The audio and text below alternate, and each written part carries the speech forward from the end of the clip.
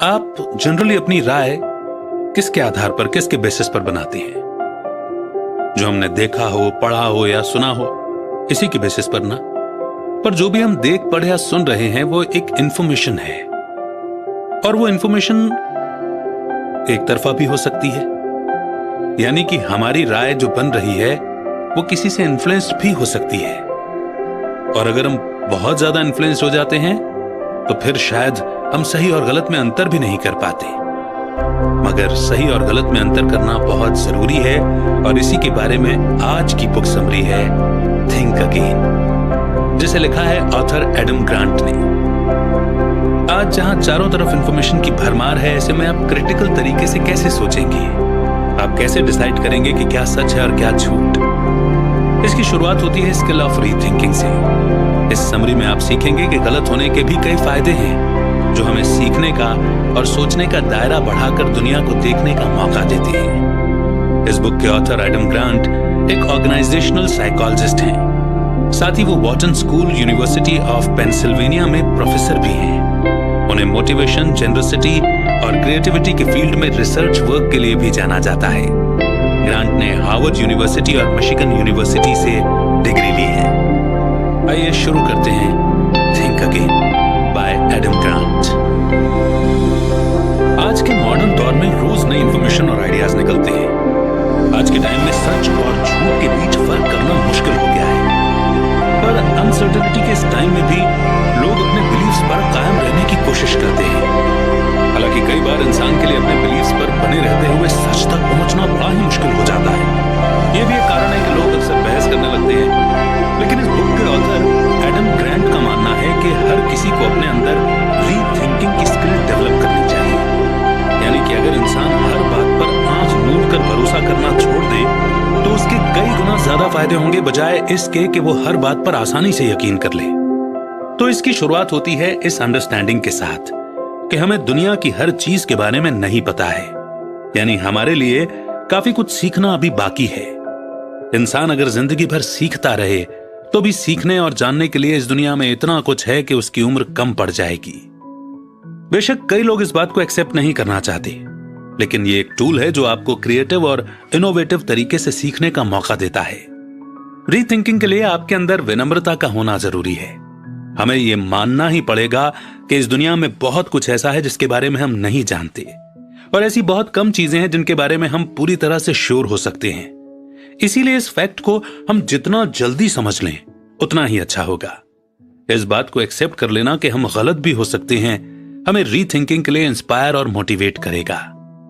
तो आइए इस लर्निंग जर्नी की शुरुआत करते हैं इस चैप्टर के साथ। A preacher, a prosecutor, a politician and a scientist walk into your mind. आज चारों तरफ इंफॉर्मेशन की भरमार है। आपको जो इंफॉर्मेशन चाहिए पलक झपकते ही मिल जाती है। अगर यूं कहें कि हम पर लगातार तेजी से इंफॉर्मेशन की बौछार हो रही है तो कुछ गलत नहीं होगा। इसका मतलब यह है कि हमें अपने बिलीव्स के बारे में सोचना चाहिए। जैसे एग्जाम्पल के लिए प्लूटो को कई दशक पहले तक एक प्लेनेट माना जाता था, लेकिन पिछले कुछ सालों में यह गलतफहमी दूर हुई है और लोग अब मान चुके हैं कि प्लूटो अब सोलर सिस्टम का पार्ट नहीं है। प्लूटो प्लेनेट नहीं है। इस बात को प्रूव करने के लिए काफी टाइम तक रिसर्च चलती रही, और जब इस बारे में और ज्यादा इंफॉर्मेशन मिली तो साइंटिस्ट्स की राय भी बदली और अलग राय के रास्ते भी खुले। जब हमें किसी चीज पर डाउट होता है तो हम सीधे सीधे सेकंड ओपिनियन के बारे में सोचने लगते हैं। जैसे एग्जाम्पल के लिए, अगर डॉक्टर हमारी किसी बात का खुलासा करता है तो हम हमेशा कंफर्म करने के लिए दूसरे डॉक्टर की राय यानी कि ओपिनियन लेने के बारे में सोचते हैं।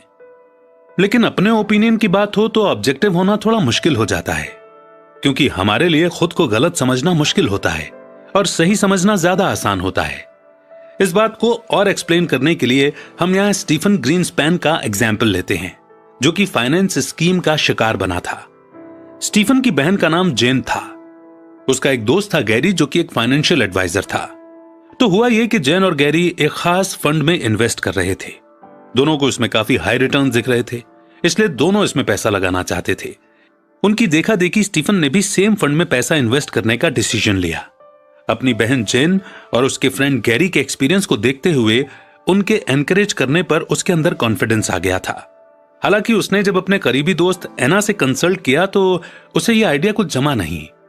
एना ने स्टीफन से कहा कि वो इस फंड में पैसा इन्वेस्ट ना करे।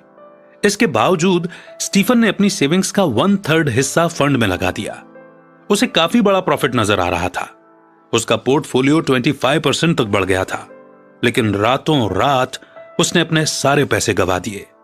यह फंड एक पॉन्जी स्कीम निकली, यानी कि यह फंड एक इन्वेस्टमेंट फ्रॉड था। लेकिन स्टीफन ने इतनी बड़ी गलती की कैसे? यह माइंडसेट की बात है। 3 टाइप के माइंडसेट होते हैं जिसमें हम फंस जाते हैं जब हम दूसरों से किसी बात पर डिस्कस कर रहे होते हैं। यह है प्रीचर, प्रोसिक्यूटर और पॉलिटिशियन। प्रीचर माइंडसेट तब जागता है जब हमें लगता है कि सामने वाला हमारे बिलीफ्स को चैलेंज कर रहा है। तब आप अपने बिलीफ्स को प्रोटेक्ट और प्रमोट करने के लिए कुछ भी करने को तैयार हो जाते हैं। प्रोसिक्यूटर माइंडसेट तब होता है जब आपको लगता है कि सामने वाला गलत सोच रहा है और आप सही हैं। तब आप सामने वाले को गलत प्रूव करने के लिए किसी भी हद तक जाने के लिए तैयार हो जाते हैं। पॉलिटिशियन माइंडसेट तब एक्टिव होता है जब आप किसी ऑडियंस को कन्विंस करना चाहते हैं। आप किसी और को अपने बिलीफ्स मानने और पसंद करने के लिए मनाने की कोशिश करते हैं।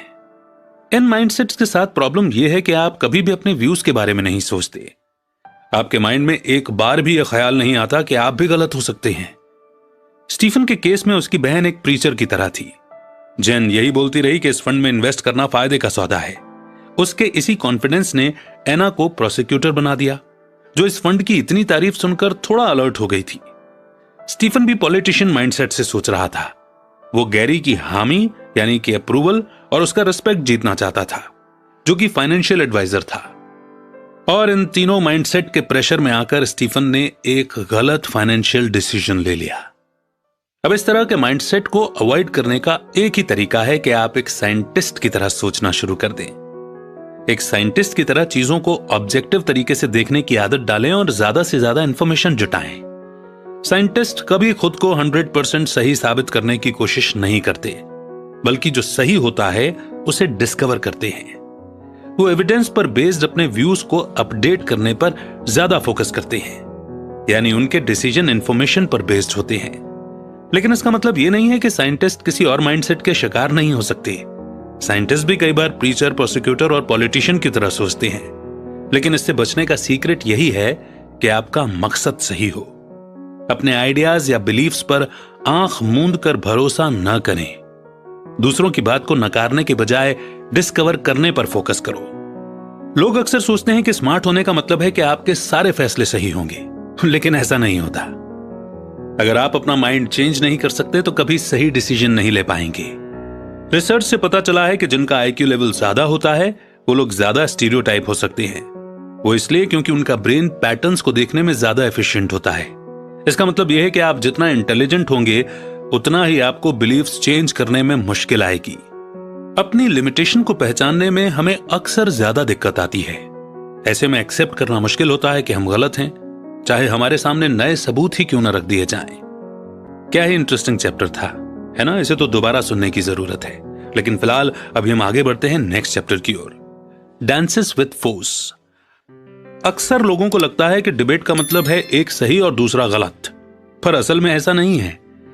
फॉर्मल डिबेट में आपका गोल होता है सामने बैठी ऑडियंस का माइंड चेंज करना, यानी उन्हें कन्विंस करना कि वो आपके पॉइंट ऑफ व्यू पर भी गौर करें, क्योंकि किसी सब्जेक्ट को लेकर उनके माइंड में पहले से ही बिलीफ या ओपिनियन होते हैं। इनफॉर्मल डिबेट में आप अपने पार्टनर के माइंडसेट को चेंज करने की कोशिश करते हैं। कई लोगों की गलतफहमी है कि डिबेट का मतलब बहस करना है, जबकि ऐसा बिल्कुल भी नहीं है। डिबेट को आप नेगोशिएशन की तरह मानकर चलें। आपका गोल है किसी एक सब्जेक्ट की सच्चाई से अपने पार्टनर को वाकिफ करवाना। यहां सीक्रेट यह है कि आप ऑडियंस को ओपन माइंड होकर सोचने के लिए एनकरेज कर रहे हैं, न कि उन्हें बहुत सारे कारण देकर हराने की कोशिश करते हैं, वरना उन्हें बुरा लग सकता है और वो आपकी बात सुनने को तैयार नहीं होंगे। अगर ऑडियंस ओपन माइंड नहीं है तो वो आपकी बातों पर ध्यान ही नहीं देगी। बेसिकली आप किसी को कन्विंस कर रहे हैं कि वो अपने बिलीफ्स के बारे में दोबारा सोचें। ऑथर एडम ग्रांट डिबेट को डांस से कंपेयर करते हैं, जहां आप लगातार बातचीत कर इंस्ट्रक्शन को अपना रहे हैं। अगर आप खुद पार्टनर को लीड करने की कोशिश करेंगे तो हो सकता है कि वो आपके खिलाफ चला जाए, लेकिन आप दोनों के पैरों का तालमेल अगर ठीक से मैच करता है तो ही आपका डांस स्मूथली चल सकता है।